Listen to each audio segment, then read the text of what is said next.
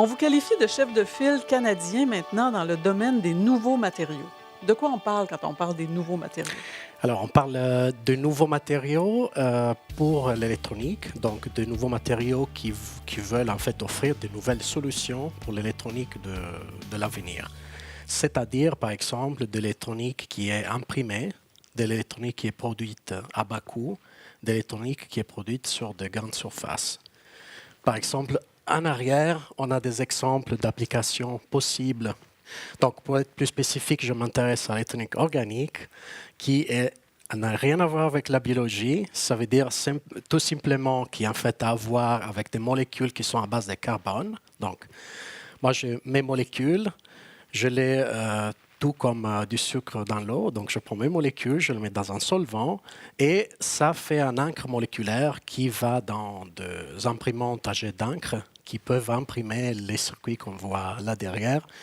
Par exemple, pour des circuits qui peuvent être imprimés sur des substrats flexibles, notamment un PET, par exemple, vraiment des pellicules qu'on utilise même dans la cuisine, qui, par exemple, pourraient être utilisées pour détecter si une pomme était peut-être pourrie ou pas, ou un demain. Il pourrait être même imprimé sur les vêtements. Et donc, pourrait, par exemple, nous dire est-ce qu'il y a quelques soucis à niveau de notre, par exemple, de notre transpiration? OK, l'espèce de petite pellicule que je pourrais la mettre sur mon vêtement et me dirait, bon, Exactement. ouais, elle me donnerait du data, de Exactement. l'information sur ma condition physique, par exemple. Est-ce que je... Exactement. Oh. Donc, c'est peut-être un peu ce qu'utilisent déjà certaines personnes qui font des vêtements connectés ou... Oui et non, parce que pour l'instant, ces vêtements connectés sont faits en fait en utilisant des matériaux qu'on connaît déjà, par exemple le silicium qui est déjà, lui, dans tous les dispositifs électroniques qu'on utilise tous les jours. Donc, ce sont des matériaux différents. Vous êtes à l'INRS seulement depuis 2016. Oui. Comment vous avez réussi l'exploit, parce que ça en est un, de positionner l'INRS comme étant justement, en fait, de positionner votre laboratoire aussi rapidement sur l'échiquier pour ce genre de recherche? Je travaillais précédemment sur ces sujets déjà, donc en fait, je continuais à travailler sur ces sujets. Et effectivement, j'ai trouvé à l'INRS comment dire, un environnement assez adapté pour ce que j'ai fait.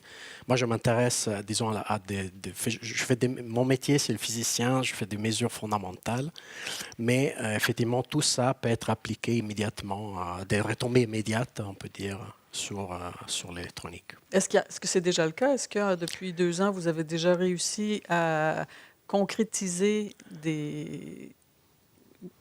Comment on appelle ça? Des dispositifs des électroniques, dispositifs? oui.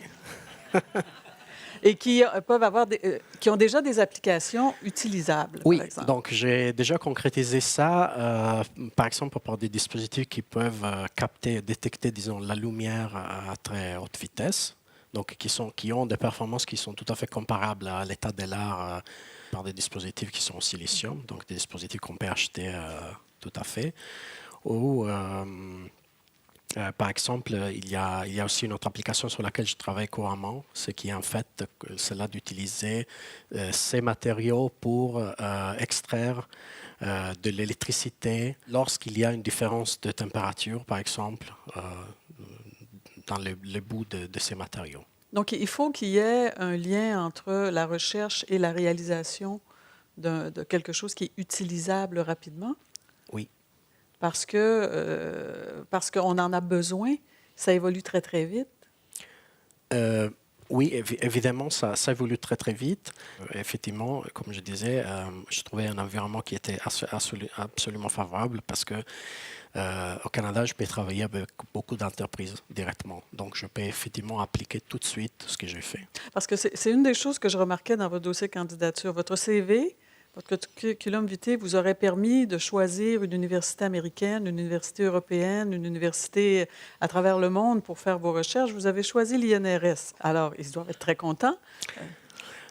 Disons que dans le fond, je connaissais la réalité européenne et la réalité américaine parce que je travaillais aux États-Unis et en Europe. Et par rapport à la réalité européenne et la réalité canadienne, je vois les choses comme un vieux et un jeune. Et moi, je cherchais effectivement vraiment un environnement de travail très dynamique et très flexible. Et donc, l'Europe a certains avantages et certains désavantages. Et à l'INRS, par contre, je trouve que je vois beaucoup de dynamisme, beaucoup de flexibilité. Et je connaissais aussi beaucoup de scientifiques qui travaillaient, excellents scientifiques qui travaillaient déjà à l'INRS. Et donc, pour moi, c'était un bon choix. Et Tout le monde est content. Oui. Je vais revenir sur les matériaux que vous créez, parce que c'est un peu ça, les matériaux que vous créez. Pouvez-vous nous donner des exemples de quand ça peut servir? Vous m'avez parlé de téléviseurs OLED. Oui, ça c'est un exemple d'utilisation de matériaux que j'étudie. OLED, c'est pour organique, donc organique LED, donc c'est un LED à base organique. Et par exemple, ça est déjà utilisé dans les écrans OLED. En fait, ça constitue mes polymères, donc mes petites molécules, donc mon encre moléculaire est déjà utilisé dans les écrans OLED pour, par exemple, permettre d'avoir des displays qui sont flexibles et pliables. Et qu'est-ce que c'est l'avenir dans ce domaine-là? Qu'est-ce que c'est le futur immédiat, puisque c'est si rapide? Le futur immédiat, c'est d'avoir une électronique qu'on ne connaît pas encore. Ça veut dire une électronique qui est pratiquement complètement flexible, qui est portable, que mon display, je le roule, je le plie, je fais ce que je fais, je l'amène chez moi. Par exemple, ça, pour moi, c'est l'avenir. Ou avoir mon pull ou ma veste qui vont, par exemple, recharger mon téléphone. Ça, à travers la chaleur où il y en a là, à travers la chaleur que je Et ça, c'est réaliste avec les recherches qui se font, par exemple, dans votre laboratoire, de penser que ça va se faire dans les années prochaines? Oui, dans les 2 prochaines années. On va vous surveiller, M. Auger. Merci beaucoup. Merci.